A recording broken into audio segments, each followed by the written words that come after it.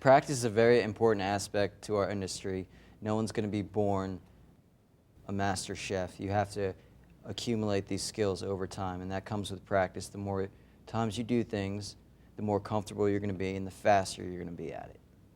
Whenever you're in the kitchen, no matter if you're watching a demo or you're working on a station, you always want to have pens and a notepad in your back pocket. That way, if you hear something or you have a recipe that you want to write down, you can always just turn to that little black book, write it down, and then later take it home, put it in your computer, or put it in another notebook so you have it.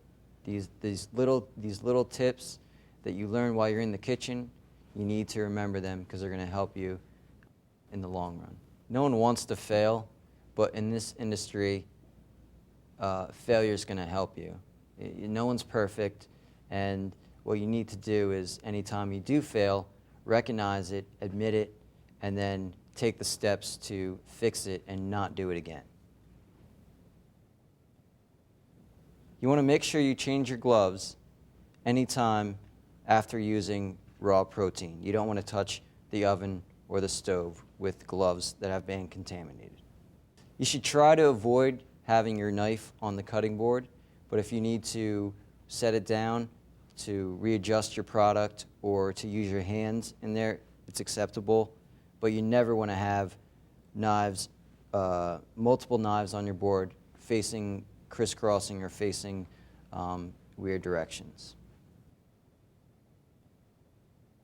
In competitions, judges are going to evaluate every aspect of how you fabricate your meat, from your yield percent, are you leaving a lot of scrap left on the carcass, are you following sanitary measures, are you changing your gloves when you need to, is the board dry, are you touching your knives, the counter, so forth.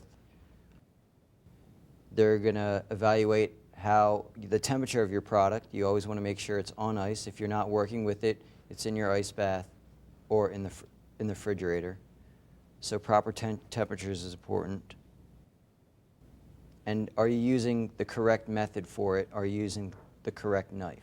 One of the most important skills for competition is the ability to make adjustments. When you're in a competition setting, you're in an environment you've never practiced for, you've never been in, and you're going to face obstacles. The table's going to be shorter than you practice. You're not used to slumping over at that angle. Or the stove's going to be a different temperature. It's going to react differently when you cook stuff. The oven's going to be different. Even though it says 400, it could actually be 350. So you need to take the proper precautions, use thermometers in your oven, use thermometers in your refrigerators, in your freezers, because that stuff, you have to be ready and you have to be able to react and use your instinct. Another important aspect of competition is don't try and enter a competition because you want to win. Enter a competition because you want to get better and see a growth process.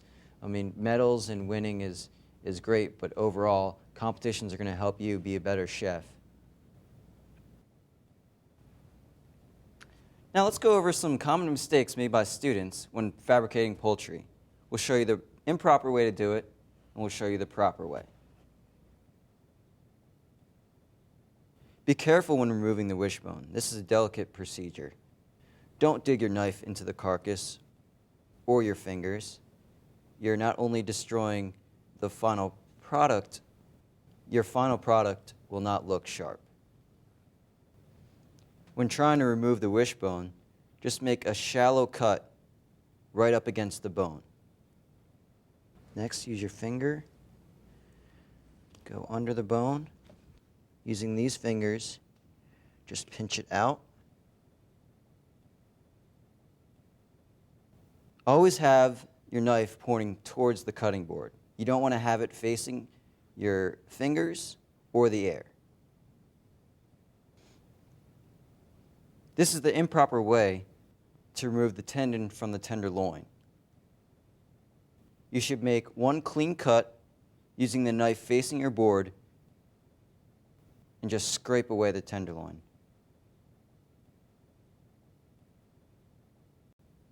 Anytime you're fabricating poultry, you always want to use control and have respect for your product. hold your knife correctly, cut through the meat, and don't tear or rip at it, and always have a clean, dry board.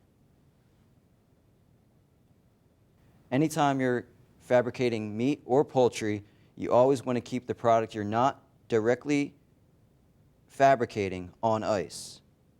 Remember, the correct temperature for holding proteins is under 38 degrees. So you always want to have an ice tray nearby so that your protein is always as cold as possible. Not only are you going to have a fresher product, but it's going to last longer. When fabricating poultry, keep your knife clean. You don't want to have fat or any type of protein residue on your knife because it could cause you to slip and cut yourself. Also, it just doesn't look sanitary.